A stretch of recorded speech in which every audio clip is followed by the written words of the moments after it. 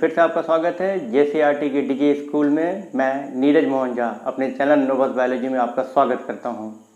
आज हम लोग इसी लेसन यानी क्लास 8 के लेसन 11 आओ ब्रह्मांड को जाने के पार्ट 2 को मैं ये बना रहा हूं। और पार्ट 2 में इसमें आपको और भी महत्वपूर्ण, पहले पार्ट में हमने सौर परिवार के बारे में और अलग अलग नक्षत्रों के बारे में अध्ययन किया था। यहाँ हम लोग अपने प्यारे चंद्रमा यानी मून, सभी बच्चों के चहेते चंद्रमा के बारे में पढ़ेंगे। चंद्रमा के बारे में मैं यहाँ बता दूं कि ये रात में सबसे चमकदार पिंड होता है। अगर आप आकाश के तरफ देखते हैं तो ये सबसे चमकदार पिंड है। दूसरा क्या है, ये हर रात अपनी आकृति बदलता है। कभी आपको ये पूरा दिखेगा, कभी आधा दिखेगा, कभी बिल्कुल हंसिया की तरह दिखेगा। तो अलग अलग इसकी आकार में अंतर आते रहते हैं।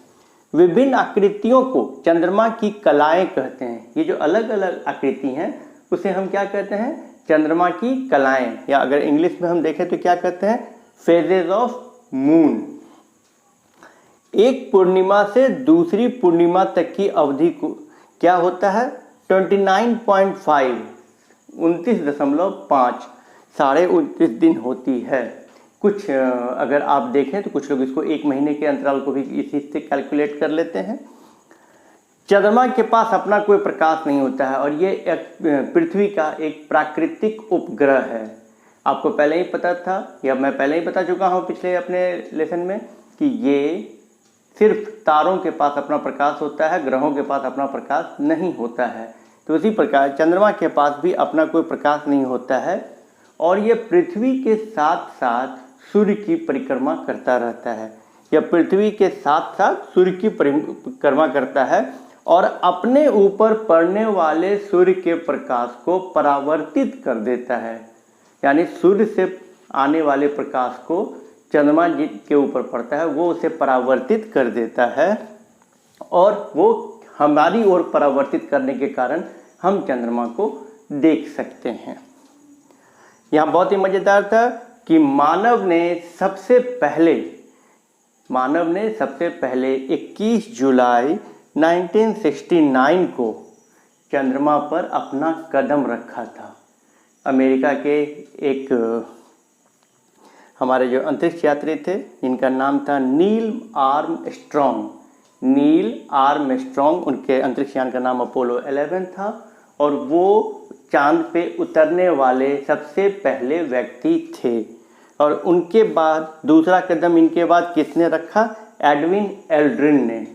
यहाँ एक बहुत ही छोटी सी रोचक कहानी है जिसे मैं आपसे शेयर करना चाहता हूँ कि इस अभियान दल के जो नेता थे वो एडविन एल्ड्रिन थे।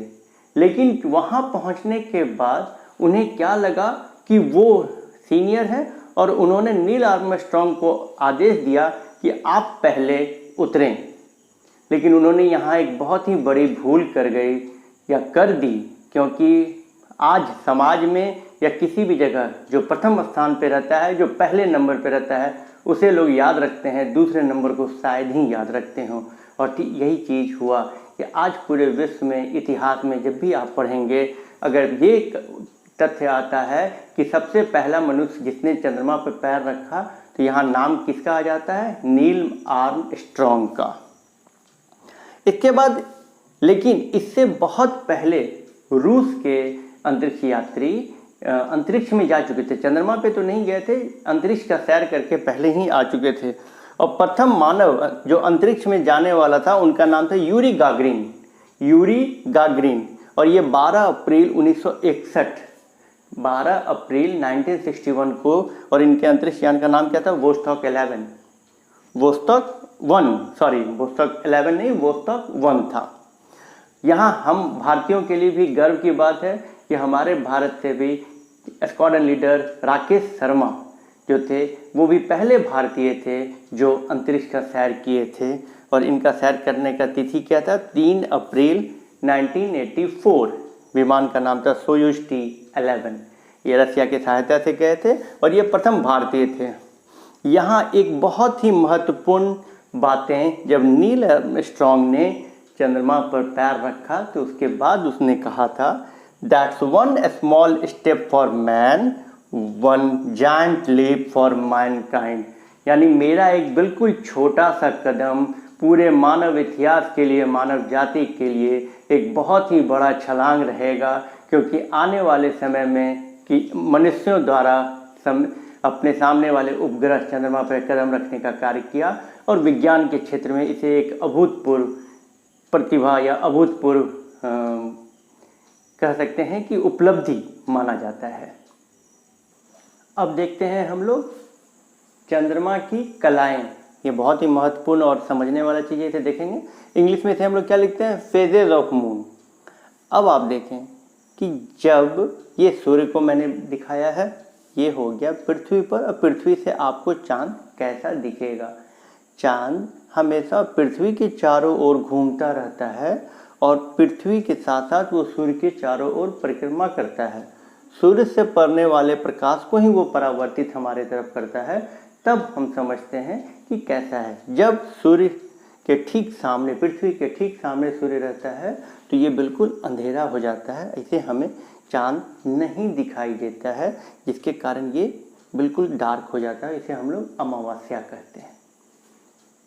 कुछ दिन के बाद जब ये चांद थोड़ा सा ऊपर जाता है तो सूर्य का हल्का प्रकाश इस तरफ दिखता है और पृथ्वी से वो दिखना लगता है। इसे ये बिल्कुल छोटा सा है तो इसका नाम हम लोगों ने क्या रखा? बालचंद्र, यानी बालक, बच्चा, चंद्रमा, तो बालचंद्र रखा गया। उसके बाद जब ये इस स्थिति पर आता है तो पूरे आधे पर प्रकाश पड़ता है और आधे पे प्रकाश नहीं पड़ता है। इसे फर्स्ट क्वार्टर कहते हैं। फिर ये यहाँ आया, अब ये प्रकाश ज़्यादा दूर तक पड़ने लगा और बिल्कुल थोड़ा सा एक हाशिया के शेप के आकार में नहीं पड़ रहा है। और यहाँ आने के बाद सूर्य का पूरा प्रकाश इस पर दिखता है और इस समय ये हमें चांद बिल्कुल गोल दिखता रहता है। इसे हम लोग पूर्णिमा कहते हैं या पूर्णिमा की स्थिति कहते हैं, जिस दिन फुल मून, जिस दिन हमें पूरा चांद दिखाई देता है। फिर ज्यों ही ये इस तरफ फिर से बढ़ा आगे तो आधे पे अंधेरा होने लगा और चांद अब फिर से कटना शुरू हो गया। ये सेकेंड क्वार्टर में आप देखें कि इधर से अब अंधेरा, यहाँ पे इस तरफ अंधेरा था, यहाँ इधर से अंधेरा होने लगा, प्रकाश इस तरफ से रहने लगा। यहाँ आके बिल्कुल बालचंद्र के उल्टा इधर थोड़ा सा खाली रोशनी है, बाकी क्षेत्रों में अंधेरा हो जा रहा है। और यहाँ आने के बाद फिर ये बिल्कुल बंद रहा। अगर इंग्लिश में देखें तो इसे न्यू मून कहा जाता है। इंग्लिश में इसे फुल मून और इसे न्यू मून कहा जाता है और फिर से ये चक्र लगातार चलता रहता है। अगर आप इंग्लिश में देखेंगे तो इसे वैक्सिंग और इसे वैनिंग कहा जाता है। वैक्सिंग और वैनिंग कहा जाता है। चलिए ठीक है। अरे इसको एक प्रैक्टिकल करके देखते हैं कि कैसा होता है। चलिए, जैसा मैंने कहा था, देखिए मैंने एक चांद का मॉडल बना के रखा है आप लोगों को दिखाने के लिए। अब देखते चलें, जब ये यहाँ रहेगा तो बिल्कुल ही आपको कुछ नहीं दिखेगा और ये आपको कौन सा दिख रहा है? अमावस्या। यहाँ आते आते ये इस तरीके का हल्का दिखने लगेगा और वो कौन सा स्थिति है? बालचंद्र। यहाँ आते आते ये बिल्कुल बीच में आ जा रहा है, जिसे हम लोगों ने फर्स्ट क्वार्टर कहा था। ये घूमता हुआ फिर यहाँ आ गया, ये इस स्थिति पे। यहाँ आके ये पूरा हमें पूर्णिमा के दिन पूरा चांद दिखाई देने लगता है। इसके बाद ये फिर से हल्का सा अंधेरा होना शुरू हो गया। ये यहाँ पे आके ये सेकंड क्वार्टर हो गया। यहाँ पे आके ये इस तरीके से आपको दिखाई दे रहा है और फिर से इस जगह पे आते आते ये ऐसा दिख रहा है ना मज़ेदार? तो ठीक इसी प्रकार से, अच्छा लाइट पे प्रैक्टिकल करके देखें क्या कि ये कैसा दिखता है। चलिए कोशिश करते हैं। चलिए अब एक छोटा सा प्रयास करते हैं, आपको चंद्रमा के विभिन्न कलाएं दिखाते हैं। वैसे अभी आपको कुछ नज़र नहीं आ रहा होगा, आप समझें कि ये बिल्कुल अंधेरा रात है, जिसमें आप सबसे पहले किस चीज़ को देख रहे हैं? अमावस्या की रात को देख रहे हैं। तो चांद आपको कैसा दिखेगा? चांद आपको इस तरीके का दिखेगा, बिल्कुल काला, कुछ नहीं नज़र आएगा।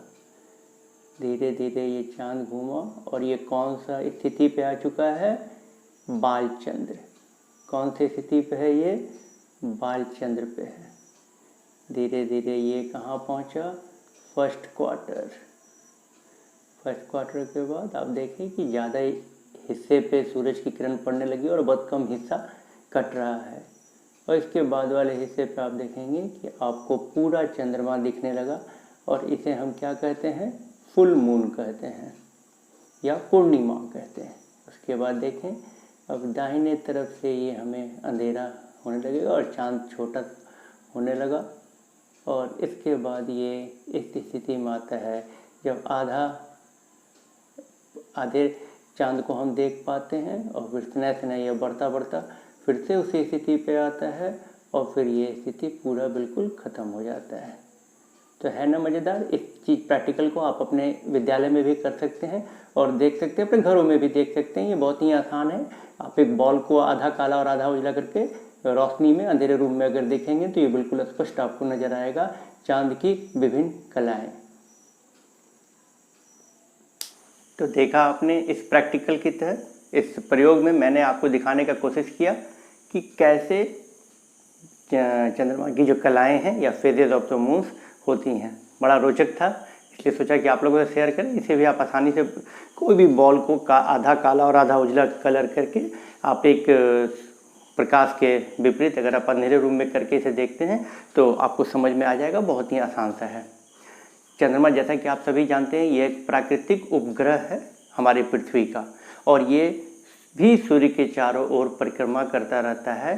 साथ में ये पृथ्वी की भी परिक्रमा करता है और इसका जो रोटेशन है, स्पीड, वो दोनों पृथ्वी का और चंद्रमा का बिल्कुल एक है, जिसके कारण आप हमेशा चांद के एक ही सतह को देख पाते हैं। और इस प्रकार ये सूर्य के चारों ओर हमेशा घूमता रहता है, पृथ्वी के साथ घूमते घूमते एक साथ में। तो यहाँ इसी वीडियो को यहाँ पे समाप्त करते हैं। आशा ही नहीं, आप पूर्ण विश्वास है कि आपको ये वीडियो पसंद आया होगा। अगर आया होगा तो ज़रूर लाइक करें, सब्सक्राइब करें। और इसके बाद के कड़ी में हम लोग प्लैनेट्स के बारे में पढ़ेंगे, क्योंकि आपको पता है कि सूर्य के पास हम लोगों ने क्या देखा था, कुल 8 प्लैनेट हैं। तो 8 प्लैनेट्स कैसे हैं, कितने उनके उपग्रह हैं, उनकी क्या दिशा साइज है, वो परिक्रमण काल कितना है उनका, ये सब बातों पर अध्ययन करेंगे। तो उसके लिए अगले वीडियो को आप ज़रूर देखेंगे। तब तक के लिए गुड नाइट।